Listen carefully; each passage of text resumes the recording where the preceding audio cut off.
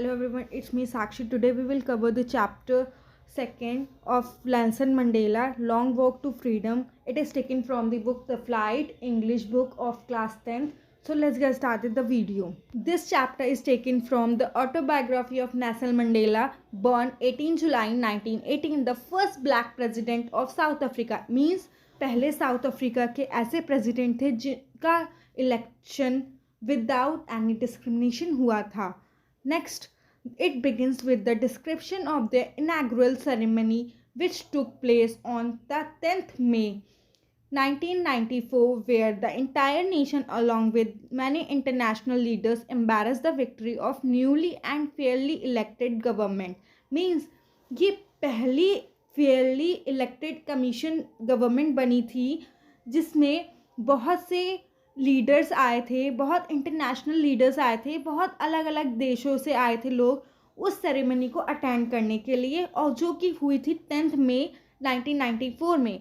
Next involve speeches by the president and the 2 deputy president followed by N impressive air show off fighter jets and helicopters. Means इसमें जो है president ने speech दी थी और show हुआ था, air show हुआ था फाइटर जेट्स एंड हेलीकॉप्टर्स के थ्रू.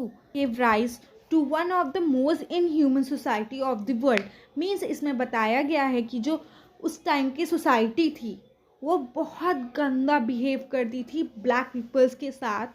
तो उस टाइम पे उन जो राइटर है इस चैप्टर के वो एक्सप्लेन कर रहे हैं कि किस टाइप का डिस्क्रिमिनेशन उस टाइम पे उस लेवल का होता था उस टाइम पे. Next, many people have struggled and sacrificed for basic human rights. The author expressed his desire to thank all those freedom fighters who couldn't live to see this autumn day. Means इसमें इन्होंने explain किया है कि कितना sacrifice जो freedom fighter थे उस time के, उन्होंने कितना सेक्रीफाइस करके हम लोगों को ये आज़ादी दिलाई कि ब्लैक और वाइट कुछ नहीं होता है, जो होता है ह्यूमन होता है.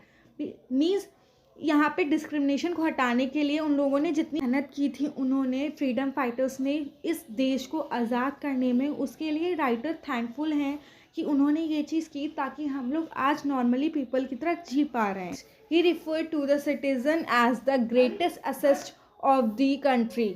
मीन्स जो पीपल हैं, जो सिटीजन्स हैं, जो पॉपुलेशन है, वो सबसे बड़ा आमदनी है कंट्री के लिए, जो कि बेस तैयार करता है इंडिया या फिर कोई भी कंट्री को बड़ा बनाने में. इसलिए यहाँ पे उन्होंने, जो राइटर हैं, उन्होंने ये एक्सप्लेन किया है कि जो मैन है, जो पीपल हैं, जो सिटीजन्स हैं, वो मेन असेस्ट हैं इंडिया या कंट्री के. Next is these people he gathered his courage from. Mandela believes that courageous is not the man who is fearless, but the man who has overcome the fear. Means यहाँ पे जो writer हैं वो ऐसे peoples की story आप लोगों को बता रहे हैं ताकि आप लोग को भी पता चले कि फियर क्या होता है और फियरलेस क्या होता है. In this he explain that the courageous is not the man who is fearless.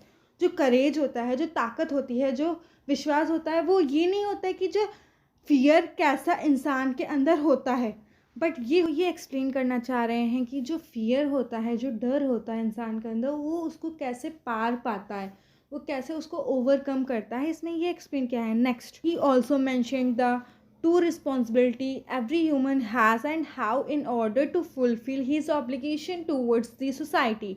His obligation towards society and family. His family was neglected. He became the man of people when he realized that the idea of freedom. Means इसमें explain किया कि जो responsibility होती है इंसान की, 2 responsibility होती है, जो एक फैमिली के थ्रू होती है और एक सोसाइटी के लिए होती है. बट जब इंसान फ्रीडम को फील करता है, फ्रीडम को रियलाइज़ करता है कि उसे फ्रीडम के लिए कुछ करना है, तो वो अपनी फैमिली की जो रिस्पॉन्सिबिलिटीज़ होती हैं उसको नेग्लेक्ट कर देता है. वो फैमिली के बारे में ज़्यादा नहीं सोचता है, वो सोसाइटी के बारे में ज़्यादा सोचता है. Next, it was then he joined the African National Congress and fought for his right till he became the first black president of the nation. Means इन्होंने एक्सप्लेन किया है कि कैसे नेल्सन मंडेला ने अपने हक के लिए लड़ा और वहाँ के अफ्रीका के पहले ब्लैक प्रेसिडेंट बने.